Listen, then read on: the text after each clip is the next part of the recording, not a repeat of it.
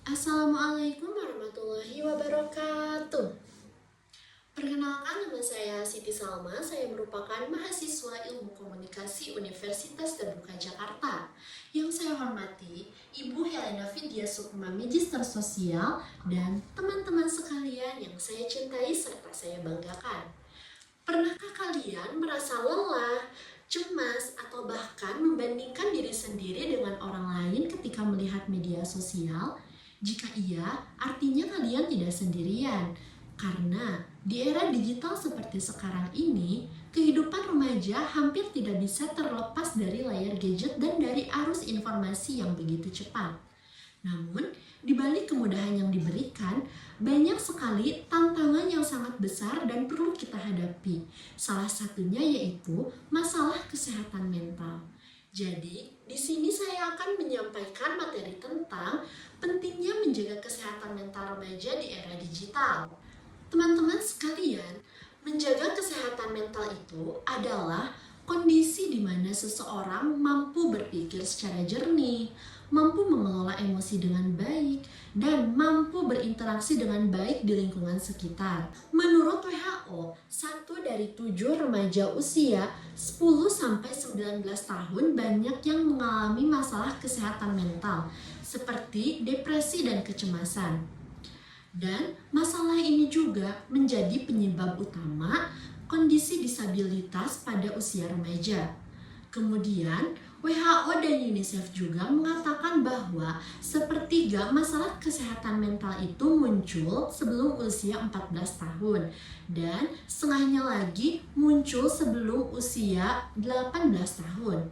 Artinya, usia remaja itu adalah usia yang sangat rentan terkena masalah kesehatan mental. Menurut Menteri Kesehatan, melalui survei INAM-HS atau Indonesia National Adolescent Mental Health Survey pada tahun 2022 mengatakan bahwa ada sekitar 34,9%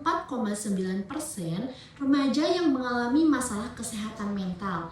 Tetapi perlu kalian ingat, data ini bukan hanya merupakan data statistik saja, melainkan data ini adalah data dari representasi diri kalian atau bahkan mungkin dari diri saya sendiri. Nah, teman-teman, apa aja sih faktor yang bisa mempengaruhi kesehatan mental pada era digital seperti sekarang ini? Yang pertama, yaitu penggunaan media sosial yang berlebihan. Tanpa kita sadari, kita seringkali membandingkan kehidupan diri kita sendiri dengan kehidupan orang lain yang terlihat sempurna di media digital. Hal ini bisa menurunkan rasa percaya diri dan bisa memicu kecemasan. Kemudian, yang kedua adalah tuntutan akademis dan tuntutan sosial, seperti tuntutan untuk berprestasi, tuntutan agar bisa diterima di lingkungan pertemanan, serta tuntutan ekspektasi dari orang lain yang bisa menjadi beban mental yang berat untuk diri kita. Kemudian yang ketiga, kurangnya komunikasi yang baik.